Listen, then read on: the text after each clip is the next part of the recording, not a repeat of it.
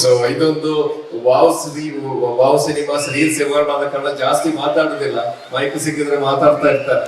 ಅದಕ್ಕೋಸ್ಕರ ಒಂದು ಸಿನಿಮಾ ಅಂತ ಹೇಳಿದ್ರೆ ಎಲ್ಲರೂ ಸೇರಿ, ಎಲ್ಲರೂ ಅದಕ್ಕೊಂದು ಪ್ರೀತಿಯಿಂದ ಎಲ್ಲ ಸಪೋರ್ಟ್ ಕೊಟ್ಟು, ಅದು ಆರ್ಟಿಸ್ಟ್ಗಳಿರ್ಬೋದು, ಕ್ರ್ಯೂ ಮೆಂಬರ್ಸ್ ಇರ್ಬೋದು, ಸಪೋರ್ಟರ್ಸ್ ಇರ್ಬೋದು, ಟ್ರಾನ್ಸ್ಪೋರ್ಟ್, ಫುಡ್, ಗೇಟ್, ಊಟ ಗೀಟ, ATM ಕಾರ್ಡ್ ಎಲ್ಲ ಕೊಟ್ಟೆ ಸಿನಿಮಾ ಆಗೋದು.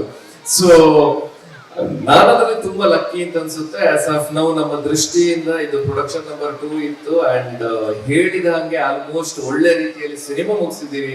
ಸಿನಿಮಾ ತುಂಬಾ ಚೆನ್ನಾಗಿ ಬಂದಿದೆ. ಅಂಡ್ ಫೆಬ್ರವರಿ 14ಕ್ಕೆ ಸಿನಿಮಾ ರಿಲೀಸ್ ಆಗ್ತಾ ಇದೆ. ದಯವಿಟ್ಟು ಥಿಯೇಟರ್ಗೆ ಬಂದು ಸಿನಿಮಾ ನೋಡ್ಬೇಕು ಎಲ್ಲರೂ. ಅಂಡ್ ಒಂದು ಸಿನಿಮಾ ವಿನ್ ಆಯ್ತು ಅಂತ ಹೇಳಿದ್ರೆ ಅದರ ಹಿಂದೆ ಎಷ್ಟು ಜನ ನಾವು ಶ್ರಮ ಪಟ್ಟಿರ್ತೇವೆ. ಅದು 1 ವರ್ಷ ಗಟ್ಟಲೆ ಇರ್ಬೋದು, 6 ತಿಂಗಳು ಇರ್ಬೋದು, 1.5 ವರ್ಷ ಇರ್ಬೋದು. ಸೊ ಅವರಿಗೆಲ್ಲರೂ ಇನ್ನೊಂದಷ್ಟು ಇದೇ ಫೀಲ್ಡ್ ಅಲ್ಲಿ ತುಂಬಾ ಹೆಲ್ಪ್ ಆಗುತ್ತೆ, ವಿಂಗ್ಸ್ ಗಳು ಓಪನ್ ಆಗುತ್ತೆ.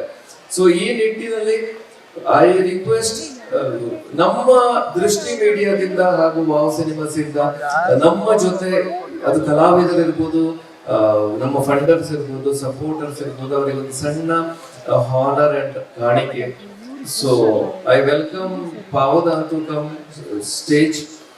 ಅಂಡ್ ಓಕೆ, ನನ್ನ ಮಗ ಮಲಗಿದ್ದಾನೆ, ದಯವಿಟ್ಟು ತಪ್ಪು ತಿಳ್ಕೊಳ್ಬೇಡಿ. So she is resting.